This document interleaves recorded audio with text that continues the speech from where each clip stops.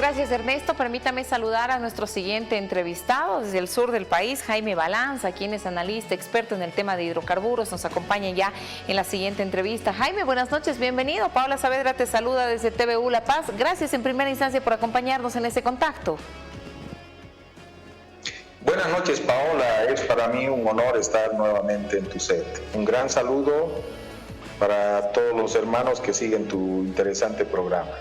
Jaime, gracias por acompañarnos a ti nuevamente. A ver, el gobierno saliente se había comprometido, aquí vamos a tener diésel, gasolina hasta el 8 de noviembre. El presidente lo dijo, el presidente de YPFB lo reconfirmó, la NH decía que sí. ¿Qué pasa ahora?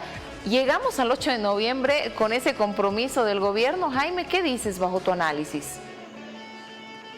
Yo creo que al presidente le han fallado los cálculos. Él pensaba cubrir la retirada y que la situación detone en manos del próximo gobierno. Sin embargo, al parecer, el tema no va más. Estamos ya frente a un inminente colapso, ¿no? Y acá lo que más preocupa es que subyacente a todo esto existe un tema monetario y cambiario que puede detonar.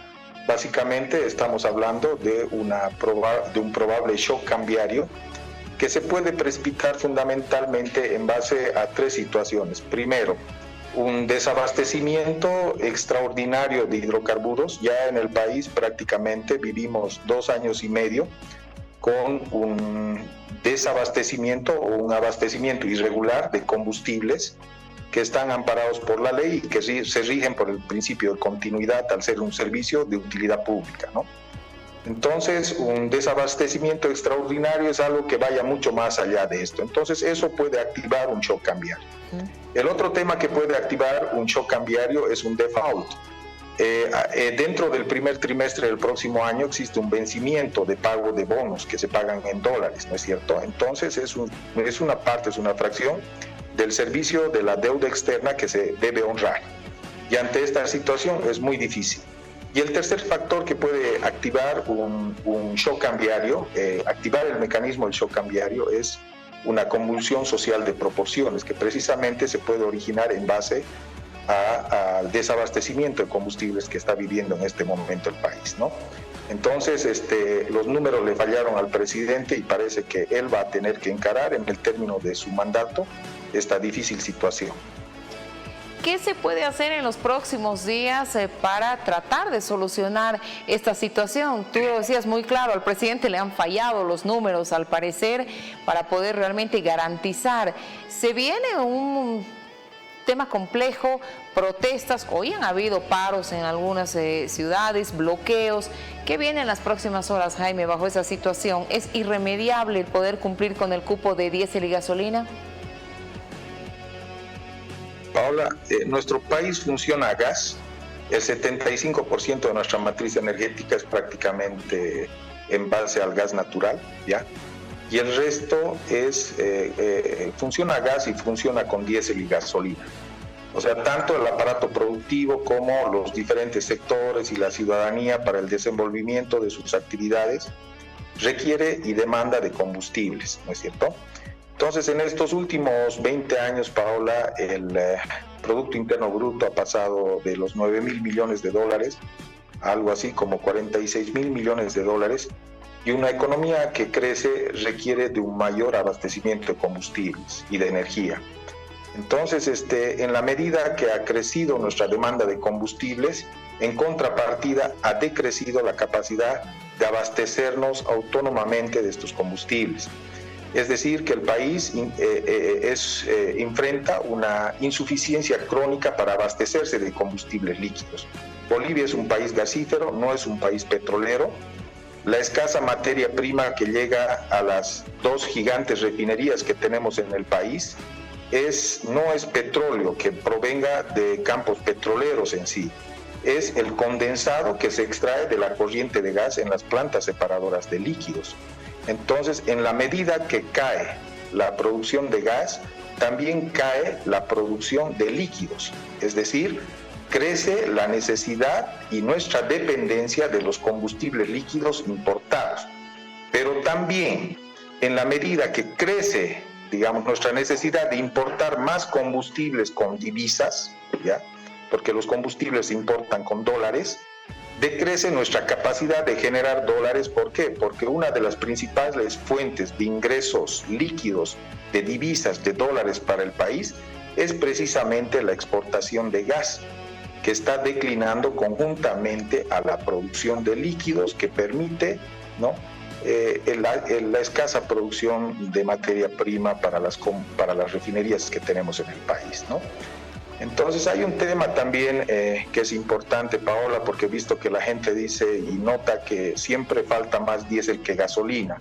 Eso es en razón de que el producto, la materia prima que llega a las refinerías no es petróleo crudo, es condensado de petróleo, que es un petróleo ultraliviano, que tiene más rendimiento de gasolinas que de diésel. Entonces, por eso es que la carencia principal, ¿no es cierto? Si bien falta diésel y gasolina, más nos falta diésel. ¿Por qué? Porque el condensado que llega a las refinerías se considera un petróleo ultraliviano que tiene bajos rendimientos en diésel. ¿Cómo ve la declaración de Rodrigo Paz, que acusa al presidente de estar ocultando diésel y gasolina en medio de este tema tan complicado, tan álgido que vive el gobierno, que no le alcanza para llegar a cumplir ni siquiera su palabra? ¿Cómo ve esta denuncia? ¿Es netamente política? ¿Tendrá algún asidero?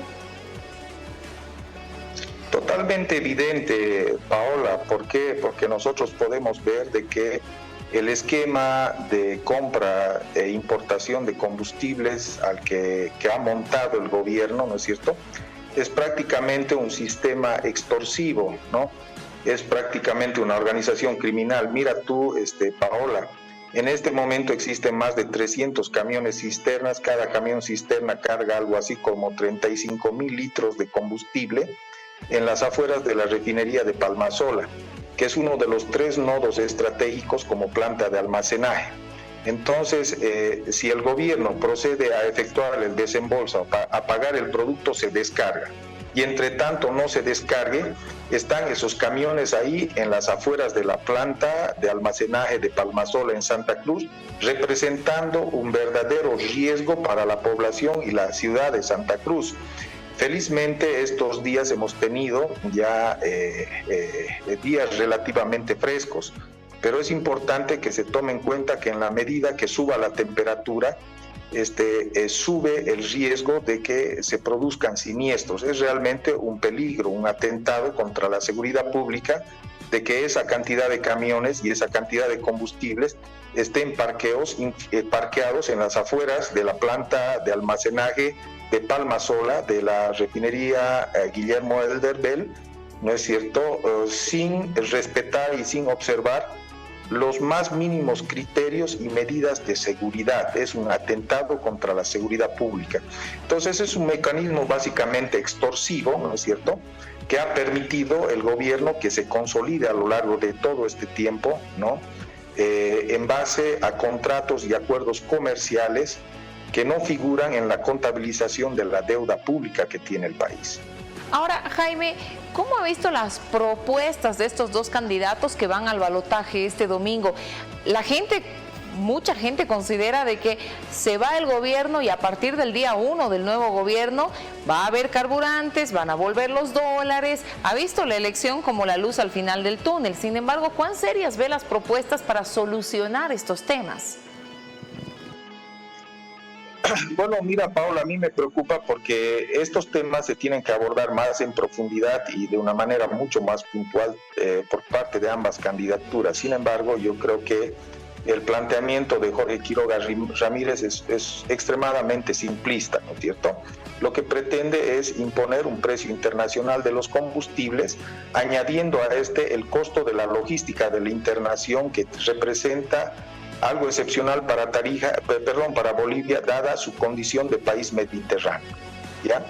Entonces, combustibles absolutamente caros. En este momento existe diésel, existen 2 empresas, la una es Biopetrol y la otra es la empresa Empacar, que tienen a disposición del público diésel a precios internacionales, es decir, a 14 bolivianos. Pero ese precio es prohibitivo, o sea, nadie está comprando, son muy pocos los productores que pueden acceder. Es más, en su desesperación puede ser ahí que algún productor, por no dejar su cosecha, su caña en pie, acepte, digamos, pagar esos costos, ¿no es cierto? Un diésel de 14 bolivianos.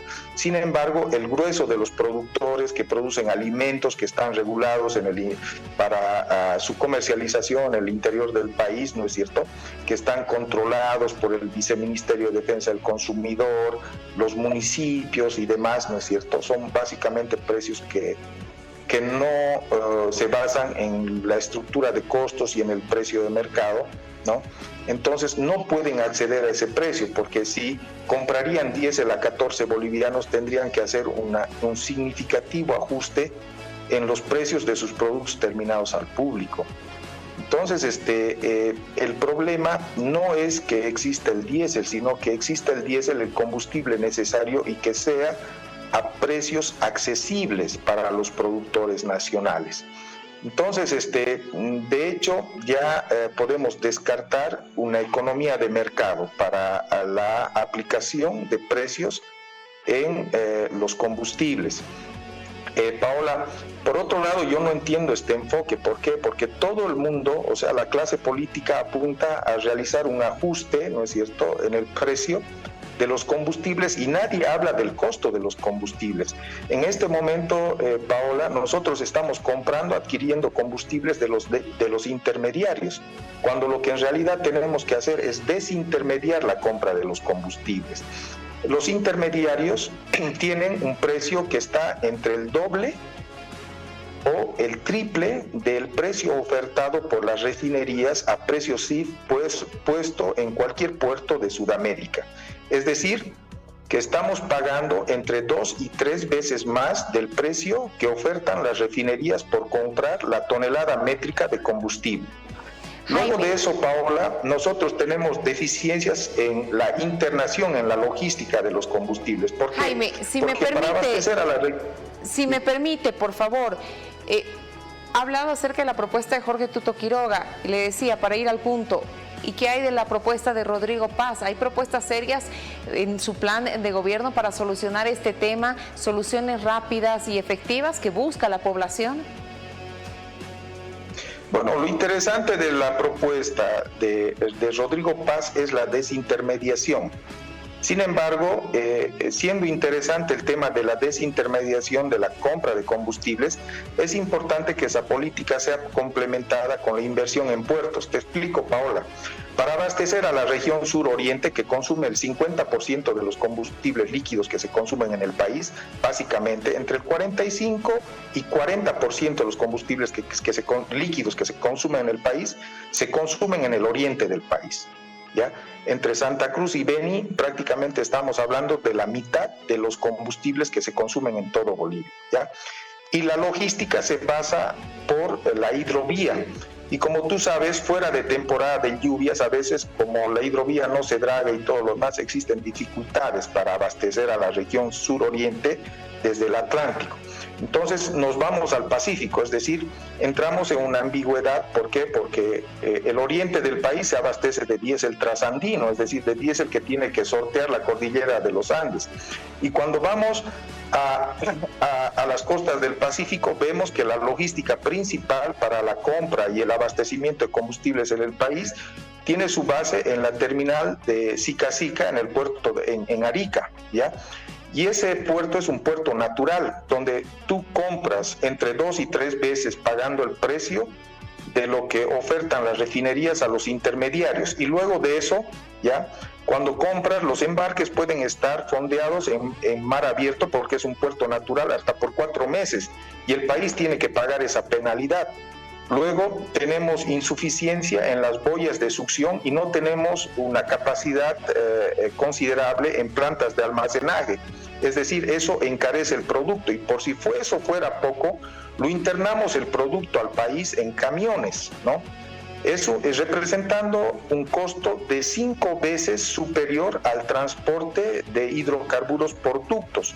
Los hidrocarburos se transportan por ductos desde la década del 1860. Entonces, Paola, una cosa es la internación de los combustibles, porque nosotros compramos los combustibles puestos en puerto. Entonces se internan y se almacenan en 3 nodos estratégicos, que son Sencata en La Paz, Gualberto Villarroel en Cochabamba y Palmasola o Guillermo Elderbel en Santa Cruz, ¿ya? Entonces, de ahí tenemos que almacenar, transportar, distribuir y comercializar entre 11 y 14 millones de litros de combustible en un territorio de más de 1 millón de kilómetros cuadrados. Entonces, esto representa un enorme costo al país que no está considerado en la contabilización que se hace de la subvención, de acuerdo a las cuentas fiscales o estatales. Es decir, que aprovecho tu programa para darle la primicia al país de que la subvención a los combustibles está subestimada. Entonces hay una contabilidad que maneja el gobierno y hay otra contabilidad que yo planteo. ¿Por qué? Porque al diferencial del precio de compra caro en el extranjero con el precio de venta barato en el mercado interno, multiplicado por la cantidad de litros que se internan y se comercializan, hay que sumarle todo el costo de la logística, de la internación, del almacenaje, del transporte, de la distribución y de la comercialización en el interior del país, de la cantidad de litros que te dije en un territorio de más de 1 millón de kilómetros cuadrados, Paola. Imagínese. Entonces el problema es mucho más grande de lo que se cree. Por supuesto, y para eso se van a requerir reformas estructurales y un plan muy bien planteado para poder salir de esa situación que hoy afecta a todos los bolivianos y bolivianas. Jaime, quiero agradecerle por ese tiempo dedicado gentilmente a Televisión Universitaria para hablar de estos temas y visibilizar esos puntos que por ahí no se han pensado, como el que usted manifiesta. ¿Cuánto nos cuesta todavía la internación y la distribución de diésel y gasolina en territorio nacional? Habrá que replantear esos temas. Gracias por habernos acompañado, Jaime. Hasta una próxima oportunidad.